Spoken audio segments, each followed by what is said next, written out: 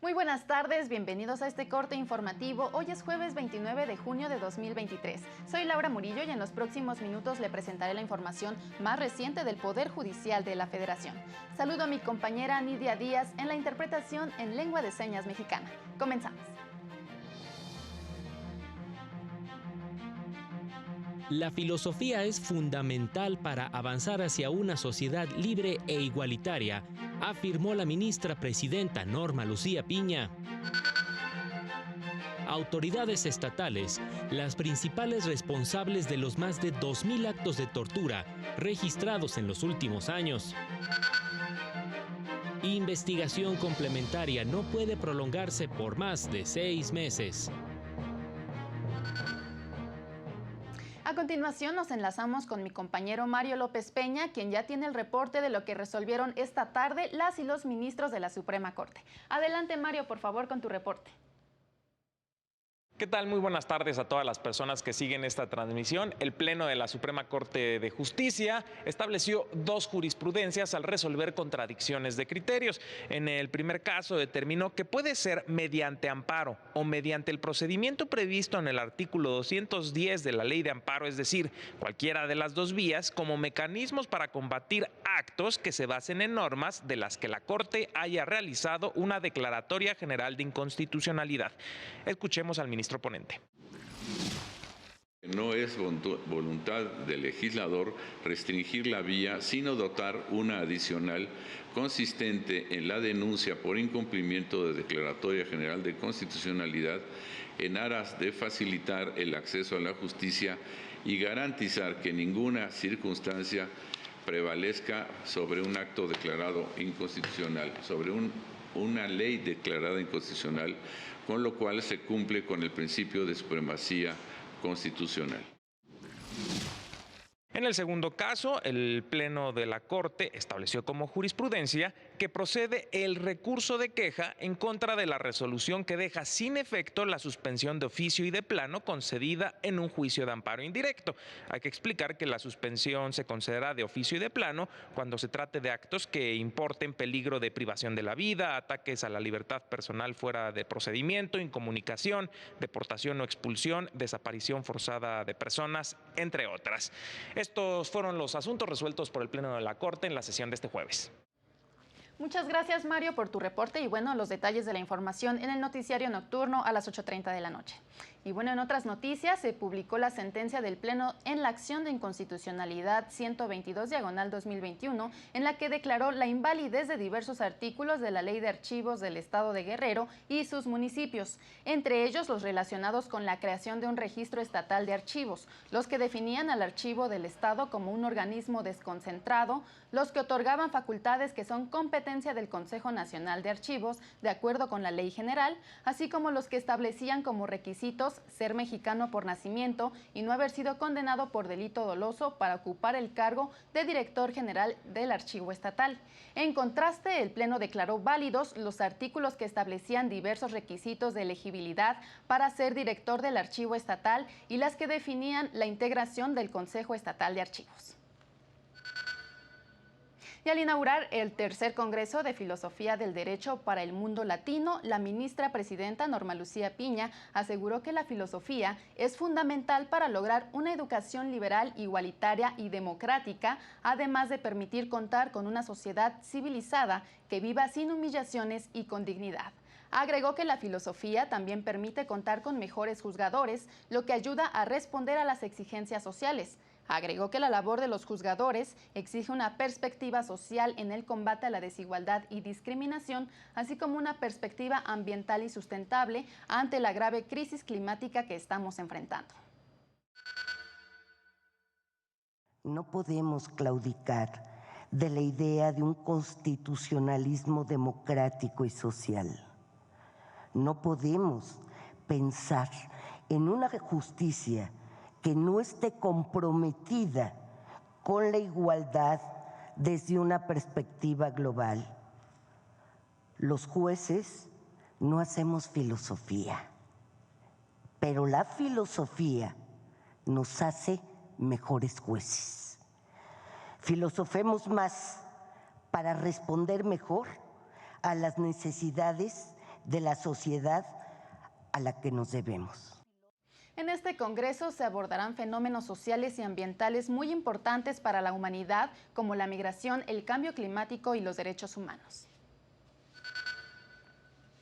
Y el Centro de Estudios Constitucionales de la Suprema Corte de Justicia de la Nación dio inicio al primer Congreso Internacional Ética y Legitimidad Judicial, que se lleva a cabo hasta el viernes 30 de junio, en el que juristas y especialistas de México y Latinoamérica debatirán en torno a la ética y el ejercicio del derecho, la relevancia de la diversidad judicial y la paridad de género, así como el vínculo entre justicia abierta y justicia legítima. El evento se transmite en vivo desde las Casas de la Cultura Jurídica y contará con la presencia de la ministra presidenta del Poder Judicial de la Federación, Norma Lucía Piña Hernández, para su clausura este viernes al mediodía.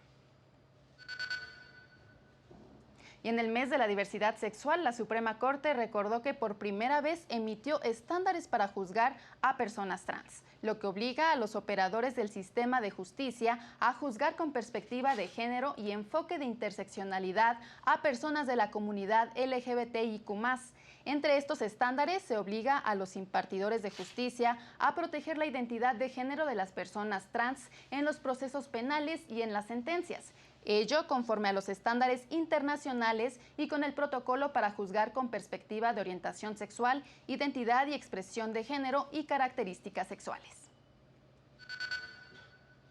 Pese a los avances para perseguirla y sancionarla, la tortura sigue siendo uno de los principales pendientes en el país, pues ocurre en distintos ámbitos, señaló la secretaria técnica de combate a la tortura de la Defensoría Pública Federal, Sofía de Robina, al participar en el foro Rostros y Voces de la Tortura en el México de hoy, organizado por la Comisión de Derechos Humanos de la capital del país. Destacó la persistencia de esta grave violación y los retos para erradicarla.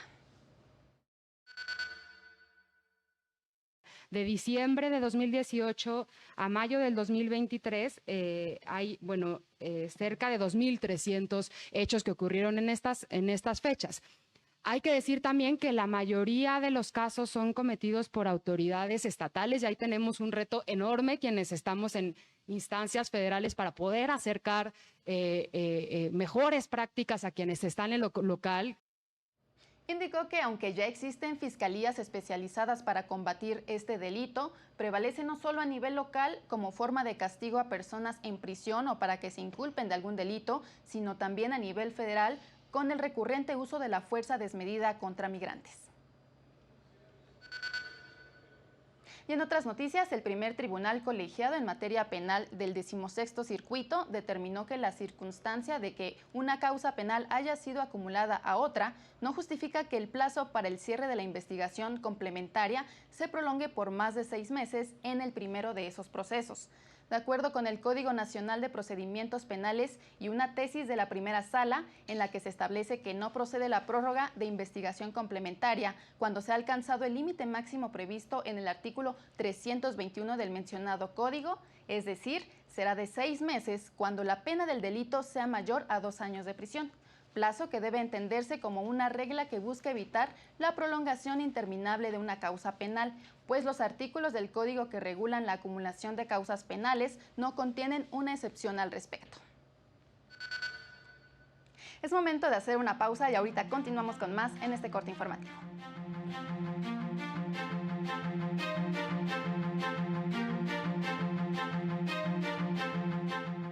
Al regresar, compra de votos e intervención del gobierno y del crimen en los comicios, principales preocupaciones ciudadanas.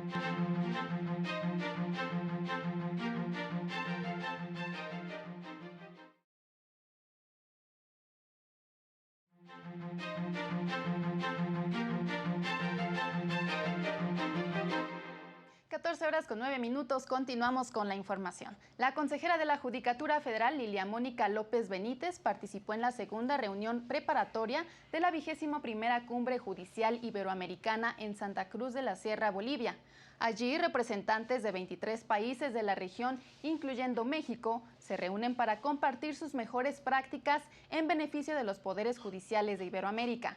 A través de grupos de trabajo se analizan la calidad y desempeño de las judicaturas, el régimen disciplinario y sus garantías, así como el rol de la tecnología en la función jurisdiccional.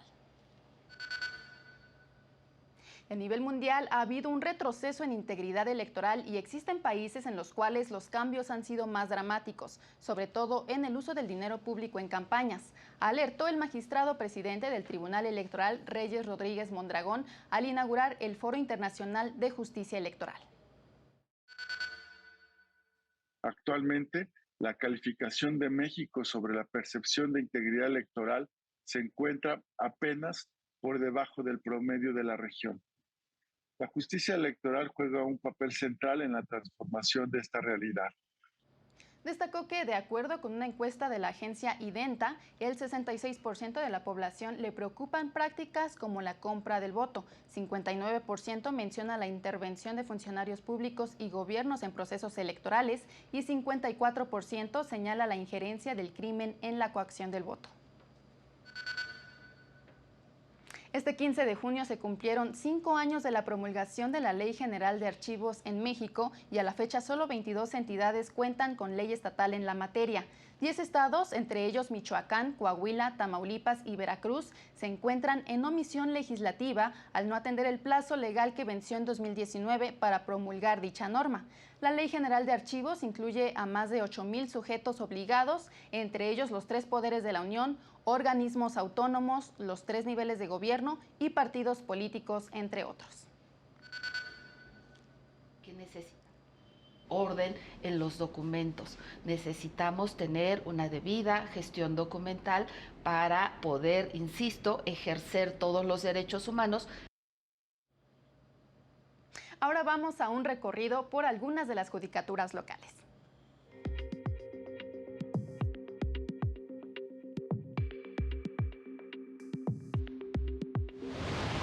El Pleno del Consejo de la Judicatura de Coahuila aprobó el protocolo para la igualdad y no discriminación de las personas en razón de su orientación sexual, identidad o expresión de género para garantizar el acceso a la justicia a personas de la diversidad sexual. Personal del Centro de Justicia Alternativa del Poder Judicial de Hidalgo ha visitado a más de 9,000 personas de las comunidades más alejadas para informarles sobre los beneficios de los mecanismos alternativos de solución de controversias. Juan Guillermo Toro Valles rindió protesta como consejero de la Judicatura de Durango. Se desempeñaba como juez en reserva del Poder Judicial Estatal desde 2014, tras ser electo por concurso de oposición. El Poder Judicial de Zacatecas participó en la inauguración del tercer Encuentro Nacional de Archivos Legislativos, en el que se destacó su importancia como memoria y fuente de consulta. Para el canal del Poder Judicial de la Federación, Jesús Daza. Y en otras noticias, el Poder Judicial de la Ciudad de México dará a los ciudadanos mayor acceso a órganos de justicia a través del Código Nacional de Procedimientos Civiles y Familiares, señaló el magistrado presidente Rafael Guerra Álvarez. A través de este mecanismo, la institución capitalina reformará sus sistemas de gestión, mejorará la calidad de los procesos judiciales, modernizará la infraestructura tecnológica y aplicará acciones para un mayor acceso a la justicia, afirmó el funcionario. Esto al firmar un convenio de colaboración con el Centro de Estudios de Justicia de las Américas de la OEA, el cual acompañará al Poder Judicial capitalino en la implementación del nuevo sistema de justicia civil y familiar. La Comisión Interamericana de Derechos Humanos llevará a cabo el ciclo de conferencias, reflexiones y experiencias para una justicia oportuna. Su objetivo es facilitar el acceso a la justicia a través del estudio y análisis de experiencias y necesidades de personas usuarias del sistema interamericano para hacer más eficiente el procesamiento de peticiones y casos. La inauguración se llevará a cabo el próximo 21 de julio. Participarán destacadas figuras de la sociedad civil y academia, así como instancias nacionales con experiencia en temas de procesamiento de casos. Antes de despedirnos, lo invitamos a mantenerse en la señal del canal del Poder Judicial de la Federación. No se pierda a las 19:30 horas nuestro avance informativo y a las 20:30 horas el noticiero nocturno. Así concluimos esta emisión. Soy Laura Murillo. Muchas gracias por su atención. Hasta pronto.